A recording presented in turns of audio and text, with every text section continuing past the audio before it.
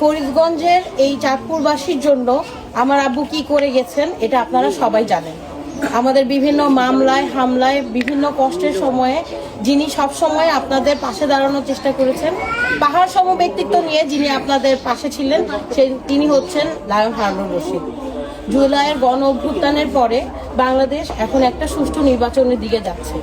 এই দেশে এখন কেউ ফ্যাসিস্ট আমলে আমরা কত কষ্ট পেয়েছি, যেই দুঃশাসন ছিল সেসব নিয়ে চিন্তা করার আমাদের এখন কোনো সময় নেই। আমাদের এখন সময় হচ্ছে গিয়ে ফরিদগঞ্জবাসীর জন্য কিছু করার, তাদেরকে নিয়ে চিন্তা করার, তাদের ভবিষ্যৎ নিয়ে চিন্তা করার, ফরিদগঞ্জকে একটা মডেল উপজেলা হিসেবে কিভাবে আমরা তৈরি করতে পারি, নারীর ক্ষমতায়ন কিভাবে হবে, কিভাবে মাদক মুক্ত হচ্ছে গিয়ে ফরিদগঞ্জ আমরা তৈরি করতে পারি, সেই লক্ষ্যে আমাদের আগাতে হবে। আমাদের ধর্মে একটা কথা আছে যে ডান হাতে যদি আমি দান করি সেটা বাম হাতও জানতে পারবে না। আমার আব্বুর দান সদকা নিয়ে আমি আর কিছুই বলতে চাই না। যদি আমার আব্বু আপনাদের জন্য কিছু করে থাকে, আমি আশা করব ভোটের মাধ্যমে তার কাজের কর্মফল তাকে আপনারা দিবেন।